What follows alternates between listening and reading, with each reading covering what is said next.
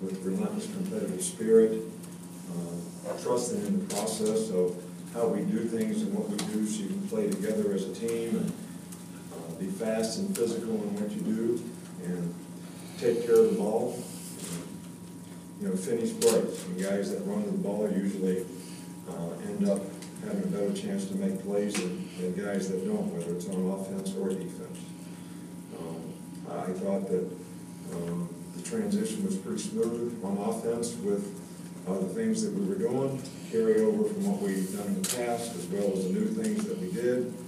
I thought we were much more effective passing the football today. A lot of big plays, a lot of explosive plays, throwing the ball, especially play-action passes. And I think all the quarterbacks, did a fairly good job, and they all got a pretty good opportunity. So, defensively, I thought that there was a lot of good hitting. There was some good tackling.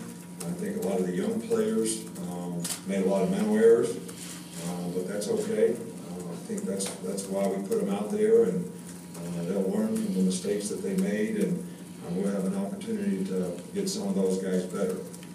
It's pretty obvious to me that we don't have enough respect for the deep part of the field in the back end, especially past the first team, because we gave up, quite a few explosive plays with, the second and third, secondary when they were in there. So, but all in all, I was really pleased with for the first scrimmage, the way things went.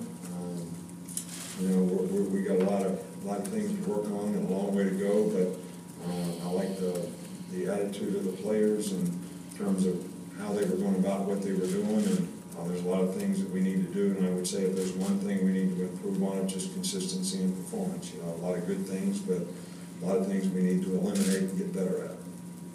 Questions? We'll start over here with Aaron. How do you think Jalen did in terms of, you kind of gave a checklist you wanted to see last week, not floating the lines? He completed, over 50% of his passes, and I think he had 4 touchdown passes, and so I thought he did a really good job. I don't think we threw any interceptions today, so that was good. I think he has a good understanding of what we're doing, and did a much better job in the pocket, and did a really good job with the play-action passes. Come back on this side with Tony. You mentioned the passing game, but what did you see from the running game during practice? Well, I don't think that, I think that that's something that we definitely need to continue to work on. I don't think we got enough movement up front. Look, we're playing against ourselves. So if we really ran the ball good, we would say what's wrong with the defense. And if we gave up too many big plays, we'd be saying what was wrong with the defense. And we did give up too many big plays, but it was mostly some of the younger players that did it. But I think we got to do a better job up front, getting movement on people, and finishing plays and finishing runs. Stay over there with Charlie. Just want to ask about Mika Fitzpatrick, if he played at corner or safety, or maybe both today, and how you thought he noticed the secondary. Well, he played at safety today. We played him at corner for the first 6 or 7 practices. We moved to safety the last couple practices, and he played at safety today. And Trayvon Diggs played left corner, and Anthony played right corner. We'll stay on that side with Chandler. Following up on that, you kind of mentioned you didn't like how you didn't have respect for the deep part of the field. What specifically went wrong in the secondary? Well, we have a lot of young players that are freshmen playing, and they don't know what they're doing. That's what went wrong. They didn't go wrong, they just don't know any better. Did you know everything that you know now when you were a freshman? First semester you were in college? I'm assuming you went to college, right? Yes. So you learned, right? And we're encouraged by what these guys are doing, and we just need to keep working with them. And first time out there, there's a lot of anxiety and not certain about what they're doing, not playing with a lot of confidence, but that's really to be expected. So that gives us all a starting point of where these guys need to go and what they need to do, and I'm sure they'll learn a lot from it, and we're excited about having the opportunity to work with them. Back on the left side with Cecil. Hey, Coach. I was going to ask about freshmen too, but I think I won't. How did the running backs, first of all, Damian probably the first one, and how did they perform today? Well, we don't really have a first one. We don't really have a depth chart. We have what we call a rep chart, which means we put people in positions so we can do repetitions and practice that way. Bo did not scrimmage today. B.J. Evans did not scrimmage today. Damian Harris sprained his foot, but did a good job in the scrimmage, all day, and then we held him out. I don't know what the prognosis on that will be. I don't think it's anything real serious, but it may keep him out for a few days. Najee played a lot. Brian Robinson played a lot, which is good for them. And we tried Tredarius Townsend at receiver. Josh Jacobs had a little thigh bruise. He probably could have scrimmaged today, but we held him out. But, all those guys are guys that can make a contribution to our team, and I think, we're looking for ways that we can use them. Up front with Mark. Yeah, you mentioned Trayvon Diggs at corner. How's he progressed at that position, and how's he looking at Trayvon Diggs? We're pleased with the progress that he's made. He's much more natural playing corner than when we tried to play him at safety. That's where he played in high school. He's long, he's got good toughness, and he's a good tackler. He plays the ball well in the deep part of the field, and he's done a good job of playing man-to-man. So, I don't know what we're going to do with him the rest of the spring. We'll probably decide something after the end of this, when we look at the spring. Stay over here with Chris Walsh. Defensive front seven, what did you see? What did you like?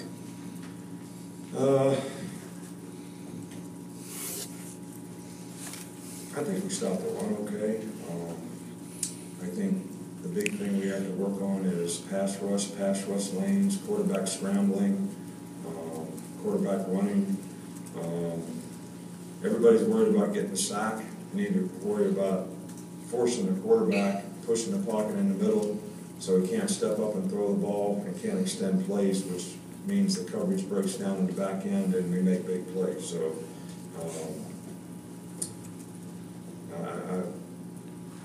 I would say that against the run we were okay, but past that I don't have a great feel for it without watching the film. Come back over here with Alex.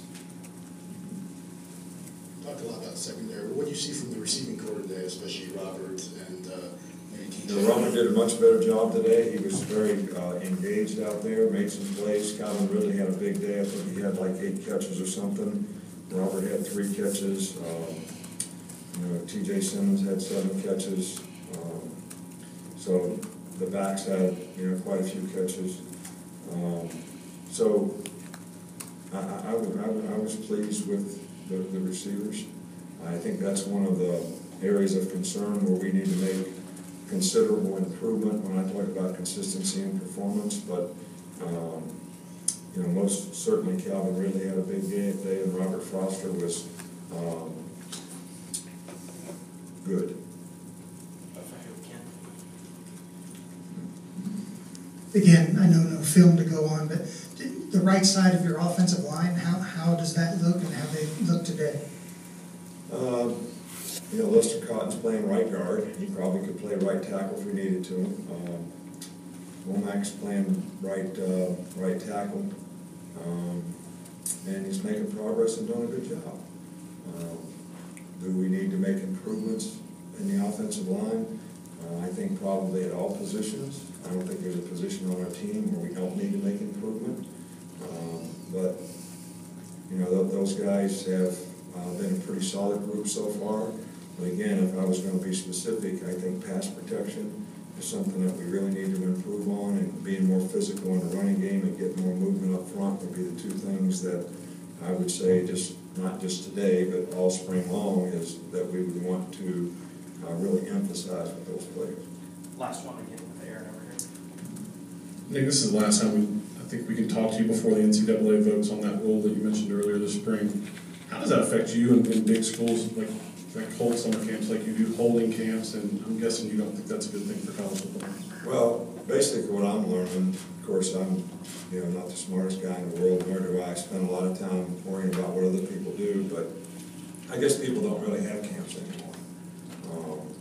You know, we're one of the few people that have an old-fashioned camp where we get, 600 guys that are high school players at 2 different camps on 2 different occasions, so that's 1,200 guys. We may have 50 guys in each camp that are really prospects.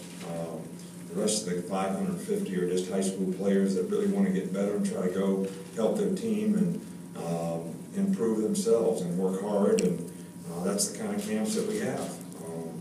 And I think that when you pass rules that are basically, I guess, for recruiting purposes, I guess the reason that a high school coach is not supposed to work a camp is because he might bring one of his players, or he might bring 20 of his players. All 20 of them may not be prospects, none of them may be prospects, maybe one of them is a prospect, maybe none of them is a prospect. So obviously that's not going to happen. It's a great experience for the young guys to be able to come to camp and experience a place, like the University of Alabama or any SC school for that matter. My other concern about it is the kids are still going to come to camp, the prospects.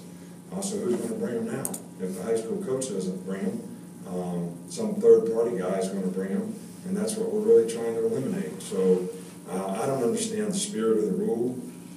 I don't really know why we're doing it.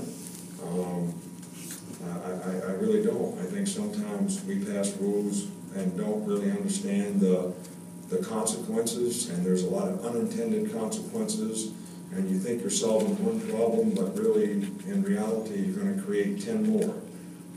And I think it's bad for football. I think it's bad for high school coaches. I had a high school coach here the other day, I'm not going to mention any names, and his son's a prospect, and he used to be a college coach. So now he can never go work at a college, he can never work at camp. They're going to talk about he can't come and speak at clinics. We just had over 1,000 coaches here at a clinic and had a great camp, which is the way that I feel that we serve the high school coaches and have a chance to give back to them for all that they do in terms of the hard work that they do in developing players, helping us be able to evaluate players, giving us information about their players. And I guess we can't do anything. So I don't get it. I don't understand it. Now, I guess we'll have to try to staff our camps another way. We also have a little kids camp here, certainly not a recruiting camp. There's not even any high school players in it, and we're not even certain that we can have high school coaches work that camp. They may be under the same scrutiny that they have any relationship with the prospect, then they can't work our camp. That's the way I understand it, that's the way our compliance understands it, but I guess we'll figure it out when the rule passes or whatever, but look, I guess I'm just too old-fashioned. If people didn't help me when I was coming up as a coach and visit with me and help me grow and learn as a coach, I would never be in the position that I'm in or have the success that we've been able to have, even when it was just being a position coach. So I guess it's my respect for the profession and the paranoia that everybody has that somebody's doing something because a high school coach comes and works for camp. I think it's pretty ridiculous, but it is what it is. So is that how we're ending this? That's Is how that how we're ending this? So, nice talking to you.